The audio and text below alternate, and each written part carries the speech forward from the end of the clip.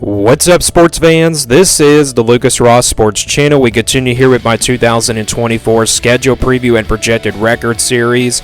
Stanford is up next, and before we preview their schedule for 2024 and give them an early projected record based on how tough their schedule is, let's take a look back at what Stanford did in 2023. Here are my projections and predictions last year for Stanford. My projection had them at 4-8, and then my prediction for this team was 2-10. So I didn't have high expectations, of course, for Stanford last year in 2023. Of course, it was a new era for Stanford with a new head coach last year. This team coming off a pretty rough season, no surprise, going just 3-9 in 2023. So they did better in my prediction, but just a little bit lower compared to my projection. So again, a 3-9 season for Stanford in 2023. Of course, this is their final year in the Pac-12 conference. They're now heading to the ACC in 2024. But here was the schedule from last year for Stanford. You look at who they played in the non-conference. They played Hawaii here on the road to start out the season, and then they played Sacramento State, and then also, of course, Notre Dame at the end of the season. They do play Notre Dame every single year, so that's no surprise there. But they ended up losing to Sacramento State, so their non-conference schedule was a little bit tough when you had Notre Dame in there, but it wasn't really too horrible. And then obviously the Pac-12 was very tough last year to play in. They lost to USC, Arizona, Oregon, UCLA, Washington, Oregon State, California, but they were able to win a couple games in the Pac-12 against Colorado. They came back in that game on that Friday, and then of course beat Washington State, which I think was a big upset there as well. So this was of course their final year in the Pac-12. They're now heading to the ACC in 2024. Let's now look ahead to 2024. Here's the schedule for Stanford, and before we go game by game, let's take a look at who they will play in the non-conference for this upcoming season. So you look at Stanford's non-conference schedule. They will play TCU, Cal Poly, Notre Dame on the road, and then of course on the road here at San Jose State. So yeah, that's a pretty interesting non-conference schedule. They will play TCU, a Big 12 versus ACC matchup there in week number 1. Of course, that game will be on a Friday, and then you got Notre Dame here on the road. That game will be in the month of October this time instead of in rivalry weekend.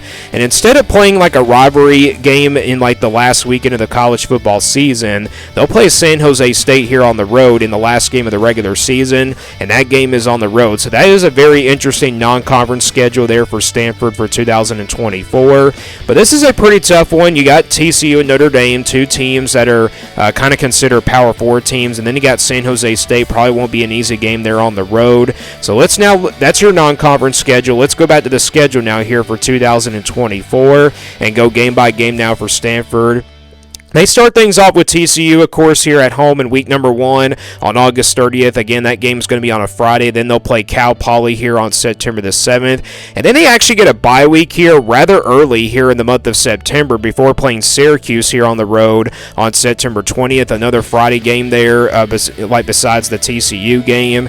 And then they'll play Clemson here on the road on September 28th. So they got back-to-back road games here with Syracuse and Clemson. Those are very tough back-to-back road games in my opinion. And then they get to the month of October. They'll play Virginia Tech here at home on October the 5th. Then go on the road to play Notre Dame here on October 12th. Like I said, that game is being switched over to the month of October now. And then they come back at home to play SMU here on October 19th. Then it will be Wake Forest at home here on October 26th. And then going into the month of November, they will go on the road to play NC State on November 2nd. Then they get their second bye week here. Not until the second weekend of the month of November since that early bye week. And then they'll come out of the bye week to play Louisville here at home on November 16th. Then they'll play California here on the road on November 23rd. And then obviously close things out, like I mentioned, with San Jose State here on November 30th. So this schedule kind of sets up weird here for Stanford, but it's still a tough schedule either way. Again, back-to-back road games with Syracuse and Clemson. They're both in the ACC. And then you got Notre Dame, of course, on the road.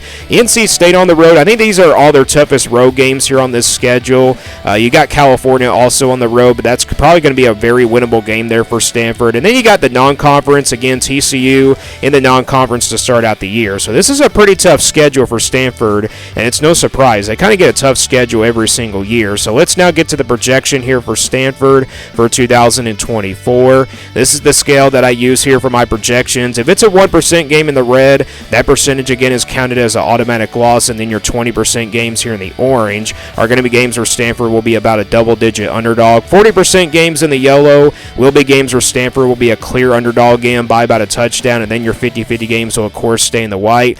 Games that can really go either way, and then your 60% games here in the purple are going to be games where Stanford will be about a touchdown of a favorite, and then you got 80% games here in the blue, which are going to be games where Stanford will be a double-digit favorite, and then your 99% games here in the green are pretty much your easy wins and also automatic wins here in that percentage. So we'll start with the easy wins here for Stanford and also the automatic wins here for Stanford for 2024 on this schedule.